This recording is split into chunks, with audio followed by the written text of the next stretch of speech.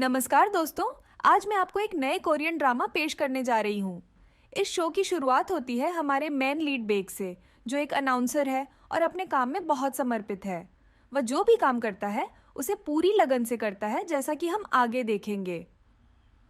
Bake के boss सजीन, जो अपने बच्चों के साथ आया था, उन्हें फर्जी खबरें बनाते हुए देखता है और बेक उनकी मदद करता है क्योंकि सजीन ने उसे ऐसा करने को कहा था। इस बीच कर्मचारी बेक की प्रशंसा करते हैं कि वह अपने काम में कितना अच्छा है और बच्चों की मदद के लिए कैसे तैयार रहता है। फिर हम हाइजीन से मिलते हैं, जो बेक को कुछ खाने के लिए देती है और उसे तनाव से बचने की सलाह देती है। लेकिन जब हाइजीन अपने फ़ोन पर एक चौंकाने वाला मैसेज देखती है तो बेक उससे पूछता है कि क्या हुआ, लेकिन वह इनकार कर देती है। इसके बाद हम वूजू से मिलते हैं, जो एक वैरायटी शो की लेखिका है, और जूहो से मिलती है, जो एक न्यूरोसर्जन है।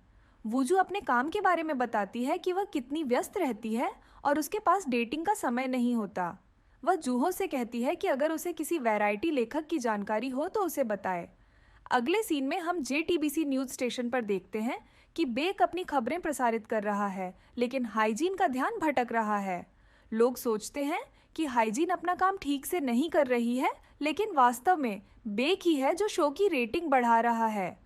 हाइजीन अपने फ़ोन पर आए संदेश के बारे में सोचती है, जिसमें उसके पति ने उसे और एक आदमी के साथ कुछ फोटो भेजे थे और धमकी दी थी कि वह उन्हें सबक सिखाएगा।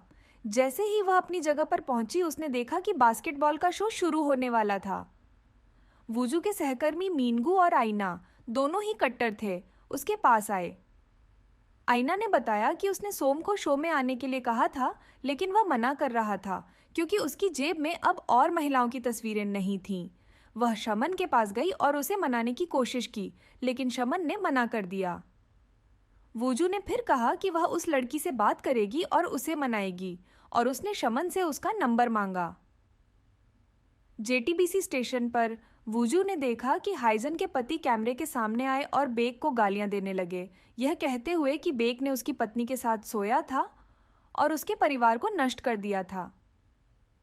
फिर एक बड़ा हंगामा हुआ जिसे सभी लोग लाइव देख रहे थे। हाइजन के पति ने बेक को पकड़ लिया और बेक ने कहा कि वे लाइव हैं। अंदर से लोग न्यूज़ को क्लोज करने वाले थे, लेकिन गलती से फोटो पब्लिक हो गई। वूजू ने देखा कि उसके कलीग भागते हुए आए और कहने लगे कि एक समस्या हो गई है। श्रवण भी यह देख रहा था और न्यूज़ में आ गया था कि शयोक उनका फेर चल रहा है, और हाइजीन की फोटो भी थी।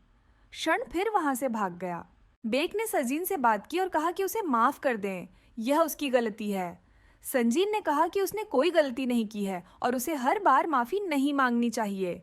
वहीं मुजू और उसकी बॉस ने भी बात की, जहां बॉस ने कहा कि उसे कैसे पता होगा कि उसका अफेयर चल रहा था और उसका पति यह सब कर देगा।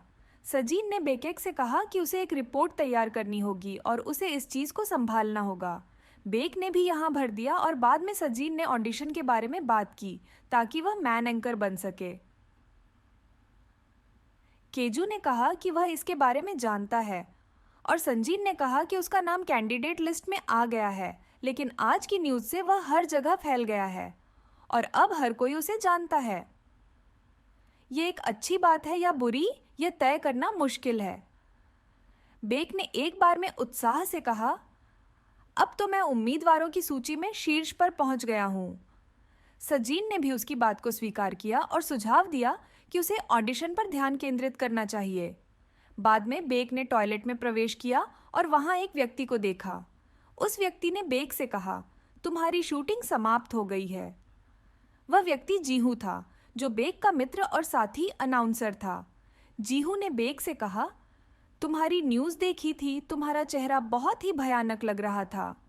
बेक ने जवाब दिया, मेरे चेहरे की परवाह किसे है? मैंने तो न्यूज़ प्रोग्राम की गरिमा को नष्ट कर दिया है। जीहू ने फिर पूछा, क्या तुम गोल्डन फैमिली के एपिसोड में नहीं आना चाहते? तुम्हारी माँ तक नहीं पहुँच पा रहे हो। उन्होंने मुझसे तुम्हारे बारे में पूछा था। इसी दौरान एक और कर्मचारी आया और बेक से कहा, तुमने स्थिति को अच्छी तरह संभाला है। अगर मैं होता तो शायद पेंट में ही सूसू कर देता। उसने आगे कहा, मैंने सुना है कि तुमने गोल्डन फैमिली को ठुकरा दिया है। अगर तुम नहीं जाओगे तो शायद वे मुझे बुलाएंगे। क्या तुम्हारी फैमिली दूर रहती है? बेक ने जवाब दिया, हाँ, हम बहुत दूर रहते हैं। तुम गोल्डन फैमिली में जा सकते हो, मेरे पास इसके लिए समय नहीं है। बाद में बेक बाहर आया और तनाव में दिखाई दिया।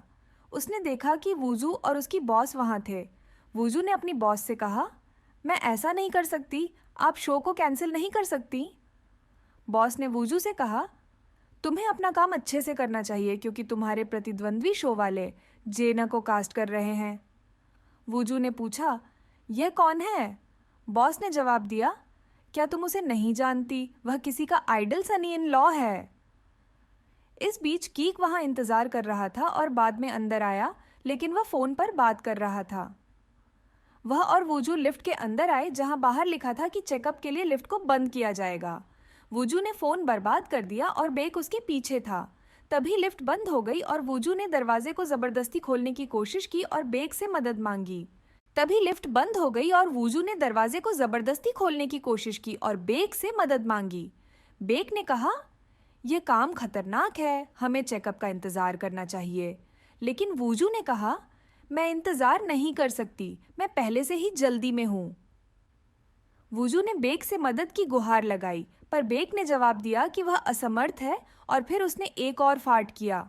वुजू ने उसे फटकार लगाई कि अगर वह मदद नहीं कर सकता तो कम से कम गैस न छोड़े। वह चिल्लाने लगी और मदद की मांग करने लगी। एक आदमी ने उनकी बातें सुनी और दरवाज़ा खोल दिया। वुजू ने बेक को बाहर जाने को कहा, लेकिन बेक ने उसे पहले जाने को कहा। वुजू बाहर आ गई, हालांकि बेक नहीं आ रहा था, लेकिन वह किसी तरह उसे बाहर खींच लाई। बेक ने बाद में खुद को टॉयलेट में राहत दी और फिर बाहर आ गया। वह एक सिगरेट देख रहा था और उसे पीना चाहता था, लेकिन उसके आगे पोस्टर पर 87 दिन तक न पीने की बात लिखी थी। फिर 2 एम्प्लॉय आ रहे थे और बेक छुप गया। ये एम्प्लॉय इस बारे में बात कर रहे थे कि जेटीबीसी मैन एंकर बनने के लिए बेक ने भी कैंडिडेट की लिस्ट में अप्लाई किया है। लेकिन जब भी कोई मैन एंकर बनता है, उससे पहले यह के डायरेक्टर से और प्रोड्यूसर से इस बारे में पूछा जाता है कि वह मैन एंकर बनने के लिए सही है या गलत। बेक अंदर आ रहा था और डायरेक्टर भागता हुआ आया और कह रहा था कि उसके पास अभी शो के लिए कोई नहीं है। बेक ने डायरेक्टर को मना कर दिया, लेकिन बाद में उसे याद आया कि उसने एंकर बनने के लिए डायरेक्टर और प्रोड्यूसर से पूछा था। अगले सीन में बेक को अपने घर पर दिखाया गया, जो अपने न्यूज़ को देख रहा था। इसमें छायोनी से बात करती है और कहती है कि उनके पास शो में आने के लिए कोई नहीं है, लेकिन वह बेक के प्रोफाइल को दिखाती है। हमारे पास अब केवल एक ही विकल्प बचा है, हमें उससे संपर्क करना होगा। इसके बाद जोंग ह्योन को देखा गया, जो एक प्रसिद्ध स्टार था और जिस कंपनी में वह काम करता था उसकी डायरेक्टर मीरा और सीईओ यंग वन थे।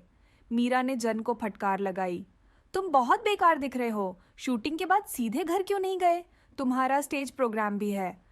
जन ने खुद को आईने में देखा और कहा, मैं तो ठीक लग रहा हूँ। फिर वह स्टेज पर गाना गा रहा था। इसी बीच हुजू और छन पैदल चलते हुए दिखाई दिए। छन, जो हुजू की दोस्त भी थी, ने कहा, मेरी आत्मा कह रही है कि हमें किबे को अपने वैरायटी शो में शामिल करना चाहिए और मैं ये करके रहूंगी। वुजू अकेली जा रही थी जब उसके पास एक गाड़ी आई, लेकिन अंदर कोई नहीं दिख रहा था।